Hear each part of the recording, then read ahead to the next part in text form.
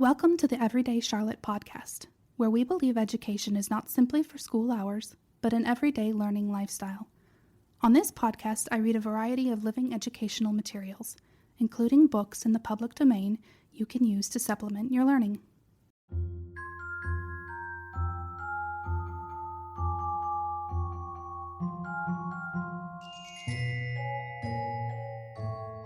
The Nutcracker and the Mouse King by E.T.A. Hoffman. Chapter 5. The Battle. "Beat the march, true vassal drummer," screamed Nutcracker very loudly, and immediately the drummer began to rattle and to roll upon his drum so skillfully that the windows of the glass case trembled and hummed again. Now it rustled and clattered therein, and Maria perceived that the covers of the little boxes in which Fred's armies were quartered were bursting open, and now the soldiers leaped out and then down again upon the lowest shelf, where they drew up in fine array. "Let no dog of a trumpeter blow or stir," he cried angrily, for he was afraid he should not be heard, and then turned quickly to Harlequin, who had grown a little pale and chattered with his long chin. "General," he said earnestly, "I know your courage and your experience. There is need now for a quick eye and skill to seize the proper moment. I entrust to your command all the cavalry and artillery. You do not need a horse, for you have very long legs and can gallop yourself tolerably well. I look to see you do your duty." Thereupon Harlequin put his long, thin fingers to his mouth and crowed so piercingly that it sounded as if 100 shrill trumpets were blown merrily. Then it stirred again in the glass case. A neighing and a whinnying and a stamping were heard, and see!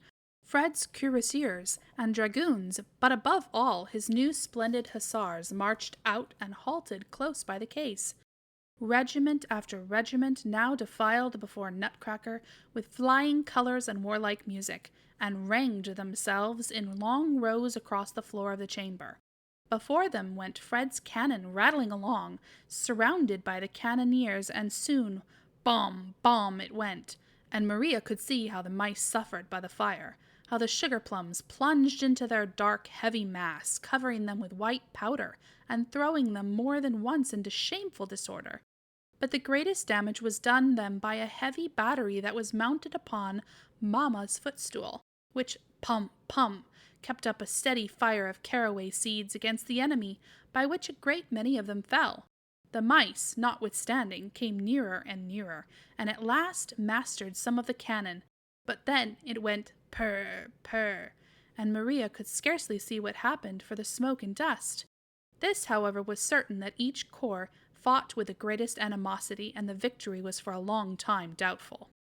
The mice kept deploying more and more forces, and the little silver shot, which they fired very skillfully, struck now even into the glass case. Clara and Trutchen ran around in despair. "Must I die in the blossom of youth?" said Clara. "Have I so well preserved myself for this, to perish here in these walls?" cried Trutchen. Then they fell about each other's necks and screamed so terribly that they could be heard above the mad tumult of the battle. Of the scene that now presented itself, you can have no idea, good reader. It went purr, purr, puff, piff, clatter, clatter, bomb, barum, bomb, barum, bomb, in the wildest confusion, while the Mouse King and mice squeaked and screamed, and now and then the mighty voice of Nutcracker was heard as he gave the necessary orders, and he was seen striding along through the battalions in the hottest of the fire.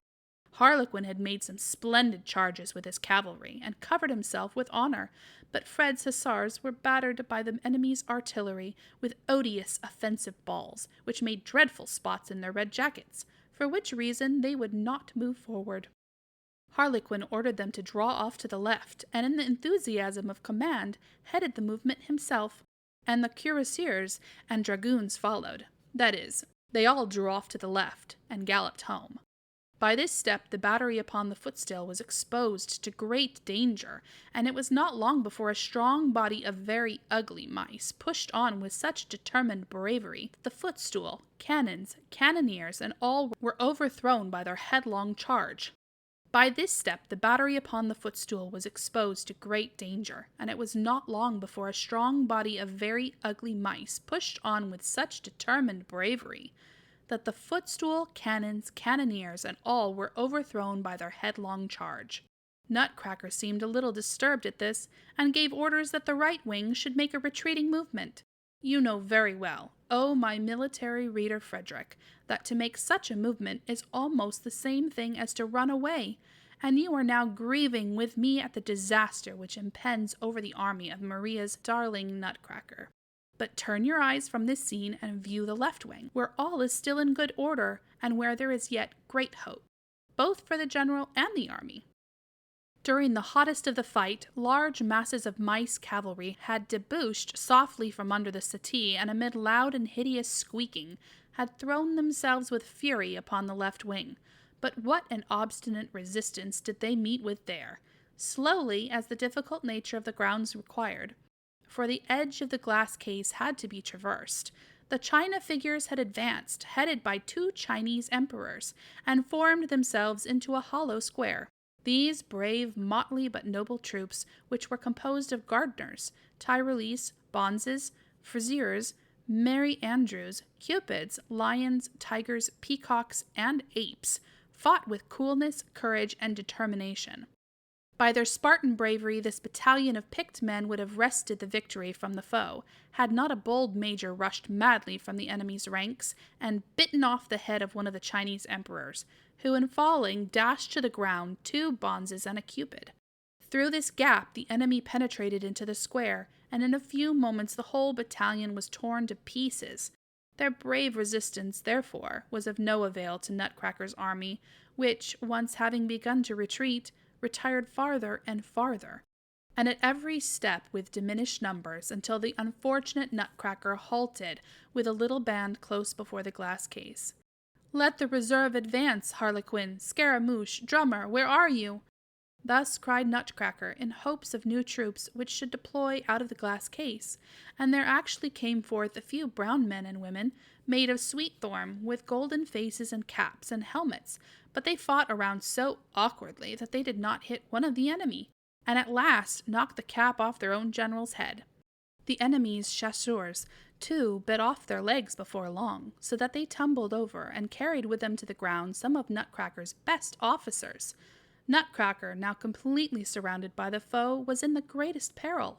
He tried to leap over the edge into the glass case, but found his legs too short. Clara and Truchen lay each in a deep swoon. They could not help him. Hussars, dragoons sprang merrily by him into safe quarters, and in wild despair he cried, "A horse! A horse! A kingdom for a horse!"